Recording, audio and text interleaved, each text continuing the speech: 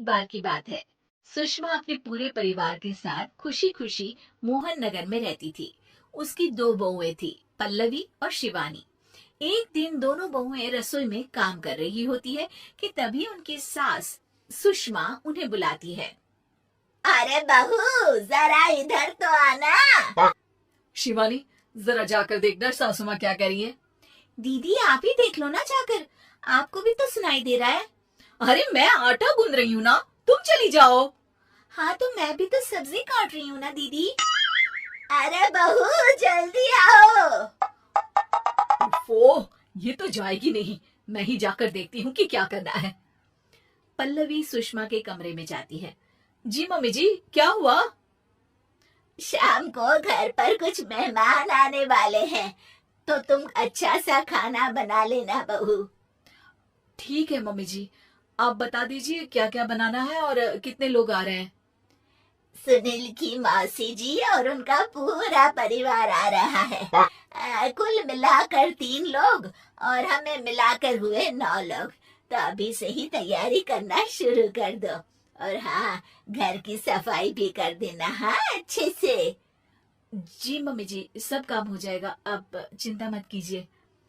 पल्लवी शिवानी को घर में मेहमान आने वाले हैं इसके बारे में बताती है।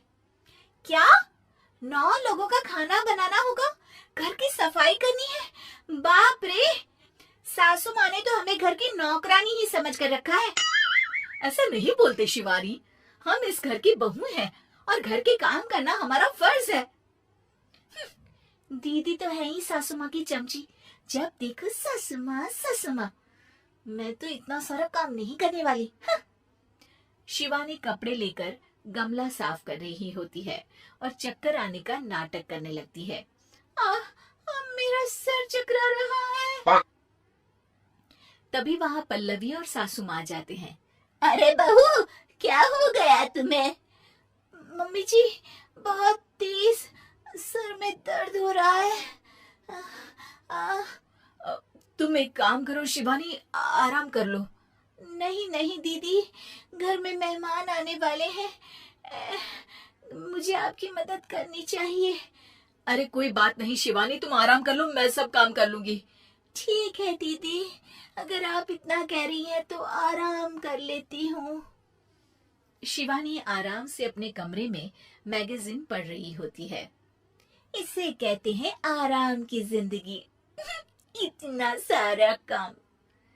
चलो, सारा काम खत्म हो गया, शिवानी को देख आती हूँ। शिवानी अपने कमरे में ईयरफोन में गाने सुनते सुनते सो जाती है और उसके साइड में मैगजीन भी रखी होती है। पल्लवी वहां आ जाती है और वो सब देखती है। ओहो, तो मतलब सब काम चोरी का बहाना था। अभी बताती हूँ इसको। घर का सारा काम मुझे करना पड़ा और ये महारानी यहाँ मैगजीन पढ़ रही है, गाने सुन रही है। पल्लवी रसोई से एक प्लेट और चम्मच लेकर आती है और शिवानी को थाली बजाकर उठाने लगती है। शिवानी अचानक से उठती है। उठ गई महारानी, गाने भी सुन लिए, मैगजीन भी पढ़ ली। तुम तो बहुत बड़ी झूठी निकली शिवानी। तुमने सर दर्द का बहाना बनाया ताकि काम करने से बच सको।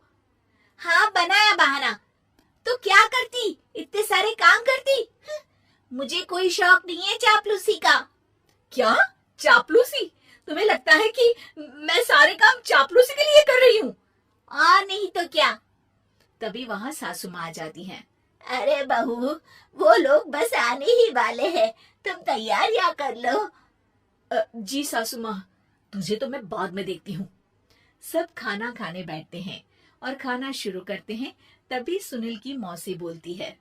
वाह भाई वाह, खाना तो बहुत ही अच्छा बना है सुषमा जी। एक एक चीज में क्या स्वाद है। ये सुनकर शिवानी मुंह बना लेती है। उसे अपनी जेठानी की इतनी तारीफ रास नहीं आती। आपकी बहुएं तो बहुत ही अच्छा खाना बनाती हैं।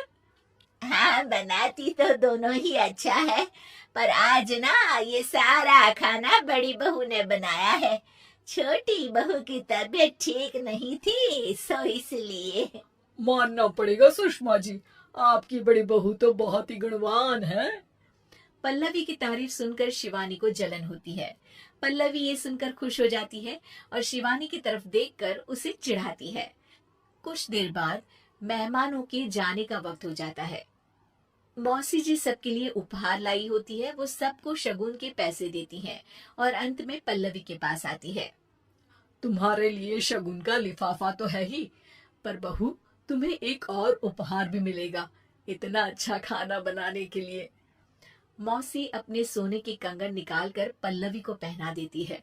ये लो, ये मेरे मनपसंद कंगन है, अब से ये तुम्हारे हुए।